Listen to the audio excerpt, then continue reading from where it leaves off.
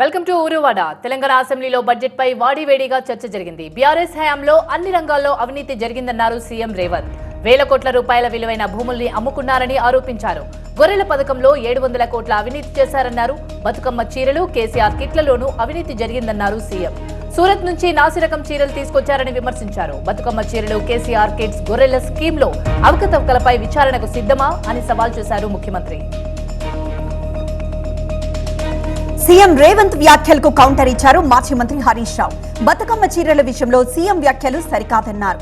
CM వ్యాఖ్యలను రికార్డుల నుంచి తొలగించాలన్నారు. ఇచ్చిన హామీలు అమలు చేయడంలో కాంగ్రెస్ విఫలమైందని విమర్శించారు. గత ప్రభుత్వంపై ఆరోపణలు మానుకోవాలని సూచించారు. సీఎం అడిగిన అన్ని ప్రశ్నలకు సమాధానమిస్తామన్నారు హరీష్. హరీష్ రావు వ్యాఖ్యలకు మంత్రి శ్రీధర్ బాబు కౌంటర్ ఇచ్చారు. ఆర్థిక వ్యవస్థను బీఆర్ఎస్ అస్తవ్యస్తం చేస్తుందన్నారు. తాము అధికారంలోకి వచ్చి 7 నెలలే అయిందని చెప్పారు. అన్ని హామీలు అమలు చేస్తామని మంత్రి శ్రీధర్ బాబు స్పష్టం చేశారు. ఐవీఎఫ్ ఒక అధునాతన సంతానోత్పత్తి చికిత్స. అనేక దంపతులకు తల్లిదండ్రులు కావాలనే వారి కలను నెరవేర్చుకోవడానికి సహాయపడుతుంది. ఈ రోజే ఓఎస్ఎస్ ఫర్టిలిటీని సందర్శించండి. బీఆర్ఎస్ నేతలు అబద్దాలు మాట్లాడుతున్నారని మంత్రి కోమటిరెడ్డి వెంకటరెడ్డి అన్నారు. 24 గంటల కరెంటు ఎక్కడిచ్చారో హరీష్ రావు చెప్పాలన్నారు. బీఆర్ఎస్ నేతల మాటలు దెయ్యాలు వేదాలు వల్లించినట్లుందన్నారు.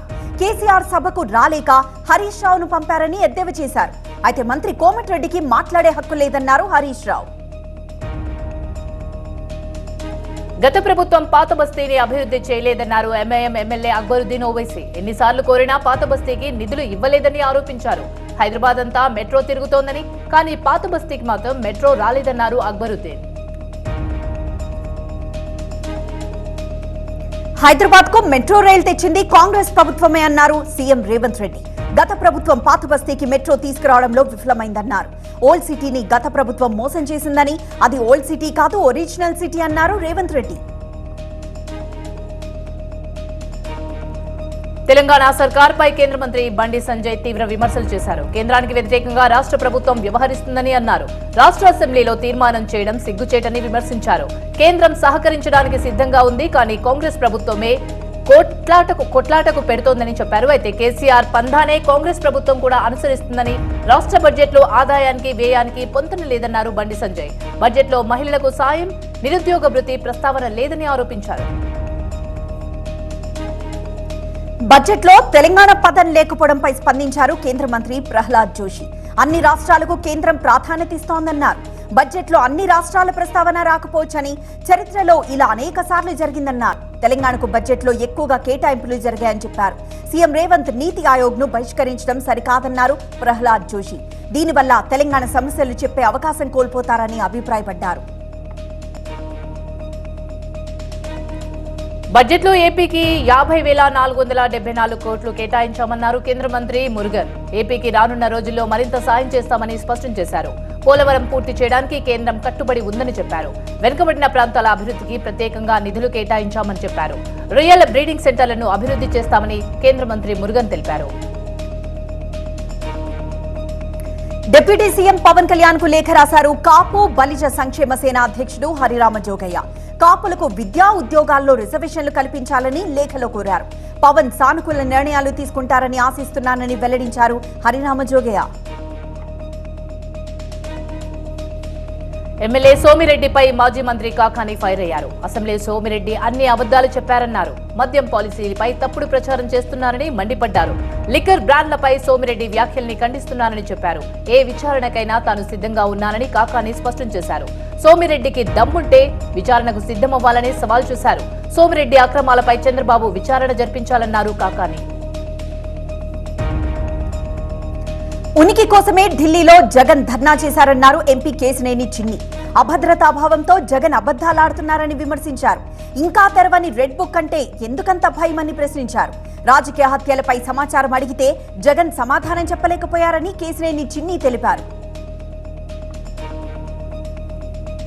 రైతులను నిలువునా మోసం చేసిన ఘనత గతంలో బీఆర్ఎస్ ప్రభుత్వానిదే అన్నారు కాంగ్రెస్ సభ్యుడు జీవన్ రెడ్డి. దొడ్డు బియ్యంపై కేసీఆర్ మాట మార్చారని చెప్పారు. కేసీఆర్ మాటలు నమ్మి సన్న రకాలు వేసిన రైతులు నష్టపోయారని చెప్పారు. తాము రైతులను ఆదుకుంటామని చెప్పారు. ఆర్థిక వ్యవస్థను సర్వనాశనం చేసిపోయారని మండిపడ్డారు జీవన్ రెడ్డి. రాష్ట్రంలో నీటిపారుదల రంగంపై ఏ ఒక్క మంత్రికి కూడా కనీస అవగాహన లేదని విమర్శించారు సూర్యాపేట ఎమ్మెల్యే జగదీష్ రెడ్డి. ఆంధ్ర భాషల మోచేతి కింద పెరిగిన వీళ్లకి తెలంగాణ రైతాంగంపై సోయి లేదని మండిపడ్డారాయన. రైతులందరికీ రుణమాఫీ చేయాలని డిమాండ్ చేశారు. రావాలి జగన్, కావాలి జగన్ అని అసెంబ్లీ కోరుకుంటుందని సెటైర్లు వేశారు టీడీపీ ఎమ్మెల్యే ఆదిరెడ్డి వాసు. జగన్ లేకపోవడం వల్ల అసెంబ్లీలో నిండుదనం లోపించిందని చెప్పారు. నీ రాక కోసం మేమంతా ఎదురు చూస్తాం, రాకపోతే ఊరుకో, వచ్చేదాకా అడుగుతూనే ఉంటామన్నారు ఆదిరెడ్డి వాసు. రాష్ట్రాన్ని జగన్మోహన్ రెడ్డి అప్పుల ఊబిలోకి దించేశాడని ధ్వజమెత్తారు రాజమండ్రి ఎమ్మెల్యే. ఎన్డీఏ పాలనపై మాజీ మంత్రి బుగ్గన రాజేంద్రనాథ్ రెడ్డి విమర్శలు గుప్పించారు. చంద్రబాబు ఇచ్చిన హామీలను వెంటనే అమలు చేయాలన్నారు. అప్పుడు హామీలిచ్చి ఇప్పుడు సూపర్ 6 డకౌట్ అంటున్నారని ఎద్దేవా చేశారు. వైసీపీపై మీడియాలో తప్పుడు వార్తలు రాస్తున్నారని మండిపడ్డారు. అప్పుల విషయంలో ఏపీ ప్రభుత్వం అబద్దాలు చెబుతోందని ఆరోపించారు బుగ్గన. పోతిన మహేష్ కు జనసేన నేత కిరణ్ రాయల్ కౌంటర్ ఇచ్చారు. పవన్ ను విమర్శించే స్థాయి పోతిన మహేష్ కు లేదన్నారు. జగన్ ను చూసి చంద్రబాబు, పవన్ ఏం నేర్చుకోవాలో పోతిన మహేష్ చెప్పాలన్నారు కిరణ్ రాయల్.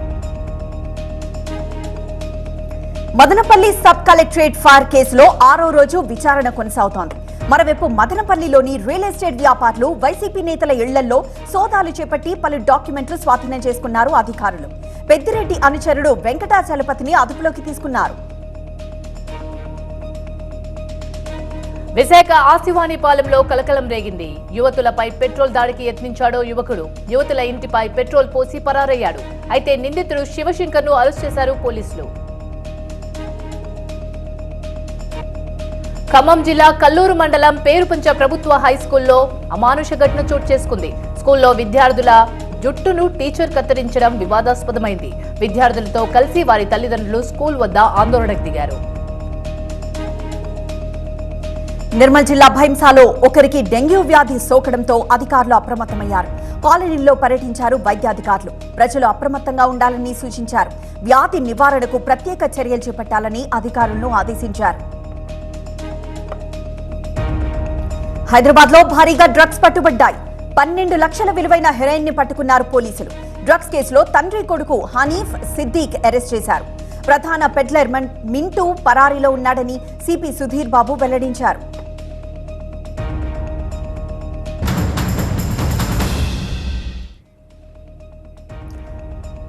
పల్నాడు జిల్లా అమరావతి మండలం వైకుంఠపురం ఇసుక రీచ్ వద్ద గొడవ జరిగింది. లారీ డ్రైవర్ పై స్థానికులు చేయి చేసుకున్నారని, ఇసుక లారీలు అడ్డుపెట్టి లారీ డ్రైవర్లు నిరసనకు దిగారు. డ్రైవర్ల ఆందోళనతో ఇసుక రవాణా నిలిచిపోయింది. అధికారుల పర్యవేక్షణ లేకపోవడంతో రీచ్ వద్ద గందరగోళ పరిస్థితి నెలకొంది. ఉత్తర బంగాళాఖాతంలో ఏర్పడిన అల్పపీడనం ఒడిశా పరిసర ప్రాంతాలపై కేంద్రీకృతమైంది. దీని ప్రభావంతో తెలంగాణలో 2 రోజుల పాటు తేలికపాటి నుంచి మోస్తారు వర్షాలు కురిసే అవకాశం ఉంది. గంటకు 30 నుంచి 40 కిలోమీటర్ల వేగంతో గాలులు వీస్తాయని హైదరాబాద్ వాతావరణ కేంద్రం తెలిపింది. భద్రాచలం దగ్గర గోదావరి ఉగ్రరూపం దాల్చింది. నీటి మట్టం 53 అడుగులకు చేరింది. దీంతో 3వ ప్రమాద హెచ్చరిక జారీ చేశారు అధికారులు. దిగువన ఉన్న పోలవరానికి 14,12,532 క్యూసెక్ల నీటిని విడుదల చేస్తున్నారు. ములుగు జిల్లాలో ఎడతెరిపి లేని వర్షాలు కురుస్తున్నాయి. వరద పెరగడంతో రామన్నగూడెం, పుష్పర్ ఘాట్ దగ్గర మొదటి ప్రమాద హెచ్చరిక జారీ చేశారు. లోతట్టు ప్రాంత ప్రజలను అప్రమత్తం చేశారు అధికారులు. వరద ముంపు ప్రాంతాల్లో ఎస్పీ శబరీష్ పర్యటించారు. అల్లూరు జిల్లా చింతూరులో శబరి నది ఉధృతంగా ప్రవహిస్తోంది. 40 అడుగులకు చేరింది శబరి నది నీటి మట్టం. దీంతో డొంకరాయి జలాశయానికి వరద పోటెత్తింది. 4 గేట్ల ద్వారా 10,936 క్యూసెక్ల నీటిని విడుదల చేస్తున్నారు. 9 రోజులుగా వరద ముంపులోనే ఉన్నారు సుమారు 50 గ్రామస్తులు. ఏలూరు జిల్లాలోని వరద ముంపు ప్రాంతాల్లో ఏపీ మంత్రులు పర్యటిస్తున్నారు. కుక్కనూరు మండలం దాచారంలో వరద ప్రాంతాల్లో స్థానికులతో మాట్లాడారు మంత్రులు అనిత, అచ్చెన్నాయుడు, పార్థసారథి, నిమ్మల రామానాయుడు. పునరావాస కేంద్రాల్లో బాధితులకు అన్ని సౌకర్యాలు ఏర్పాటు చేయాలని అధికారులను ఆదేశించారు. శ్రీశైలం జలాశయానికి వరద ఉధృతి కొనసాగుతోంది. ఇన్ఫ్లో 3,55,804 క్యూసెక్కులు కాగా అవుట్ఫ్లో 62,262 క్యూసెక్కులుగా ఉంది. ప్రాజెక్టు పూర్తి స్థాయి నీటి మట్టం 885 అడుగులుండగా ప్రస్తుత నీటి మట్టం 864.70 అడుగులకు చేరింది. జల విద్యుత్ కేంద్రాల్లో విద్యుత్ ఉత్పత్తి కొనసాగుతోంది. మంచిర్యాల జిల్లాలో ప్రాణహిత నది ఉగ్రరూపం దాల్చింది. వేమనపల్లి మండలం రాచల్ల గ్రామానికి ప్రాణహిత వరద రౌండ్ చేసింది. దీంతో ఆ గ్రామానికి రవాణా సౌకర్యాలు పూర్తిగా నిలిచిపోయాయి. వరద ఉధృతి కారణంగా నాటుపడవలు ప్రయాణాన్ని పోలీసులు నిలిపివేశారు. అయితే దీంతో రాచర్ల గ్రామంలో నిత్యవసర సరుకుల కొరత ఏర్పడింది. విద్యుత్ సరఫరా కూడా నిలిపివేయడంతో రాచర్ల గ్రామస్తులు బిక్కుబిక్కుమంటున్నారు. ఆదిలాబాద్ జిల్లాలో కురిసిన భారీ వర్షాలతో బోధ్ మండలంలోని ఖరత్వాడ మినీ ప్రాజెక్ట్ నిండు కుండలా మారింది. ఖరత్వాడ ప్రాజెక్ట్ అలుగు పొంగిపొర్లడంతో చేపలు భారీగా కొట్టుకొస్తున్నాయి. కుప్పలు తెప్పలుగా వచ్చిన చేపలను పట్టుకునేందుకు జనం వలలతో ఎగబడ్డారు. నిర్మల్ జిల్లా బాసర వద్ద గోదావరి నది జలకలను సంతరించుకుంది. దీంతో బాసరలో గోదావరి నదికి భక్తుల తాకిడి పెరిగింది. బాసర గోదావరి తీరంలో తెప్పోత్సవం కార్యక్రమం నిర్వహించగా భక్తులు అధిక సంఖ్యలో పాల్గొన్నారు. గోదావరి నదికి పూజలు చేసి తెప్పలను నీటిలో వదిలారు మహిళలు. ఢిల్లీలో నీతి ఆయోగ్ సమావేశం ముగిసింది. నీతి ఆయోగ్ మీటింగ్ లో ప్రధాని మోదీ కీలక వ్యాఖ్యలు చేశారు. వికసిత్ భారత్ 2047 ప్రతి భారతీయుడి ఆశయమన్నారు మోదీ. ఈ లక్ష్య సాధనలో అన్ని రాష్ట్రాలది కీలక పాత్ర అని చెప్పారు. ఢిల్లీలో నీతి ఆయోగ్ సమావేశం నుంచి బైకాట్ చేశారు బెంగాల్ సీఎం మమతా బెనర్జీ. సమావేశంలో తన మైక్ కట్ చేసి రాజకీయ వివక్ష చూపారని ఆరోపించారు మమతా. తనకు 5 నిమిషాలు మాత్రమే మాట్లాడేందుకు అనుమతి ఇచ్చారని, మిగతా ముఖ్యమంత్రులకు మాత్రం 10 నిమిషాలకు పైగా మాట్లాడే అవకాశం ఇచ్చారని చెప్పారు. విపక్షాల నుంచి తానొక్కదాన్నే సమావేశానికి హాజరయ్యానన్నారు మమతా. బెంగాల్ సీఎంపై పార్లమెంట్ వ్యవహారాల మంత్రి ప్రహ్లాద్ జోషి విమర్శలు గుప్పించారు. మమతా కుంటి సాకులతో మీటింగ్ నుంచి వాకౌట్ చేశారని ఆయన మండిపడ్డారు. తృణమూల్కి విశ్వసనీయత లేదన్నారు. ఇండియా కూటమికే ఆమె విలువివ్వరని చెప్పారాయన.